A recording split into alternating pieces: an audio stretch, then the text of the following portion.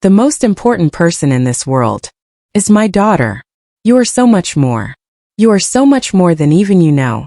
Christina Applegate just lost everything. Her final TV role is done. Her last movie canceled. She can't work anymore because of a disease that's destroying her body. But the real scandal isn't her illness. It's what happened decades ago that nobody knew about. The abuse, the predators, the choices she made as a child.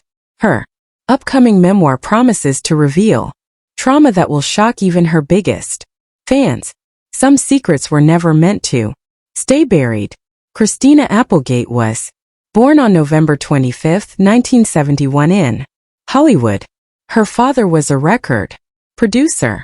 Her mother was a singer and actress, but her parents split up soon after she was born. Her life in show business began before she could even remember. When she was just 3 months old, she appeared on the soap opera Days of Our Lives with her mother, Nancy. Pretty couldn't afford babysitters, so she took Christina to auditions and performances. Sometimes the baby was coaxed on stage with M&Ms while her mother acted. Most children her age were still learning to talk, but Christina had already joined the Screen Actors Guild by the time she was in kindergarten. At only 5 months old, she was in a Playx baby bottle commercial. It wasn't just cute, it was how her single mother kept them afloat.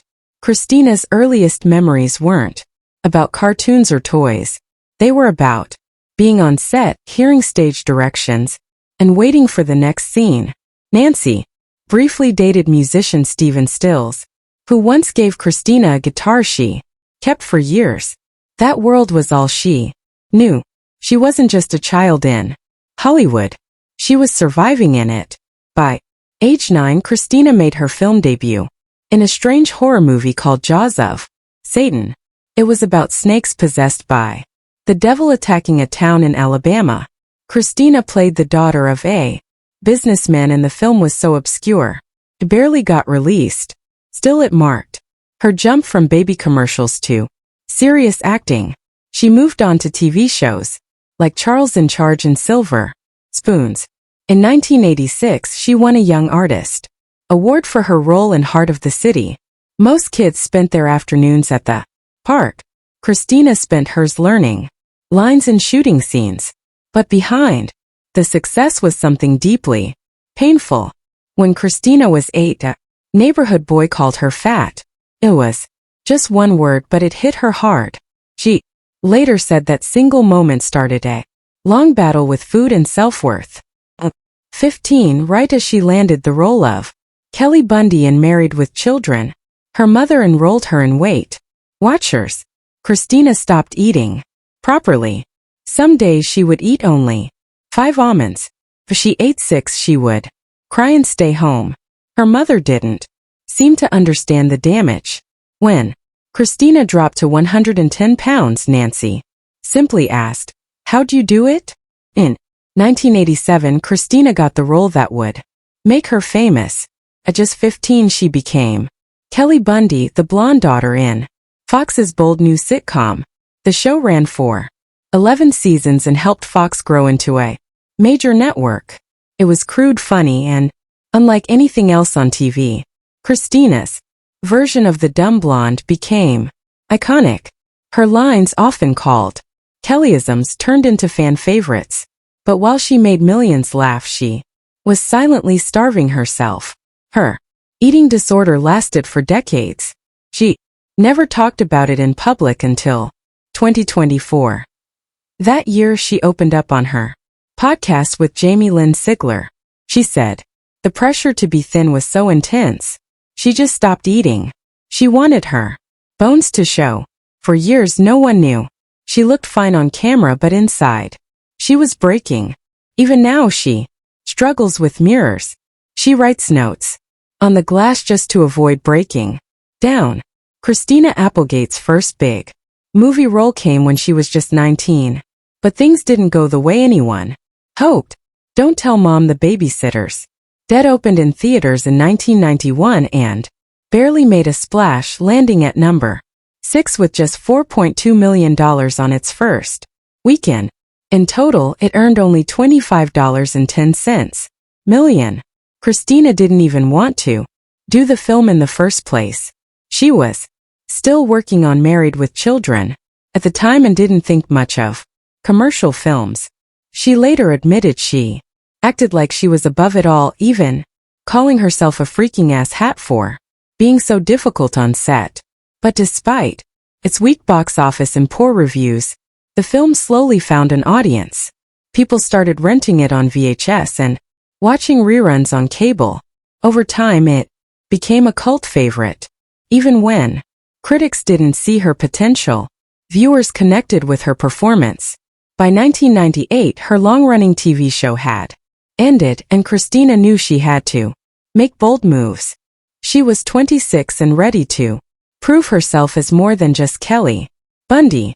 That year she chose 2 films that couldn't have been more different.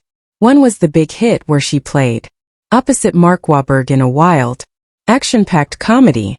The other was Mafia, a full-on spoof where she played a mobster's fiancé. Neither film was a major blockbuster, but that wasn't the point. She was breaking away from her old image.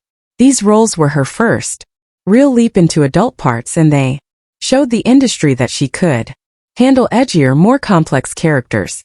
It was a careful, smart shift, and it worked. In 2002, she took things even further with The Sweetest Thing. The chemistry between her and Cameron Diaz was so natural people thought they had known each other for years. Critics didn't exactly love the film. Roger Ebert even said it wasn't a good movie, but admitted that the way Christina Diaz and Selma Blair threw themselves into it made it hard not to admire. The film was meant to be a female version of theirs. Something about Mary with the same kind of wild humor and over-the-top scenes. For Christina, it was a turning point. Audiences finally saw her not just as a sidekick but as a romantic lead. The industry took notice too. That on-screen connection with Diaz led to new offers and more roles that let her step into the spotlight.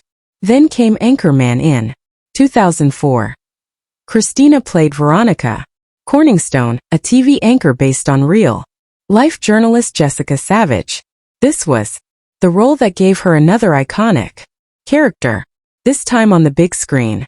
Working alongside Will Ferrell and his comedy team, she held her own in a movie built on improvisation. A lot of the scenes weren't even in the script. Her timing, delivery, and confidence turned Veronica into more than just a character. She became a symbol of how far Christina had come.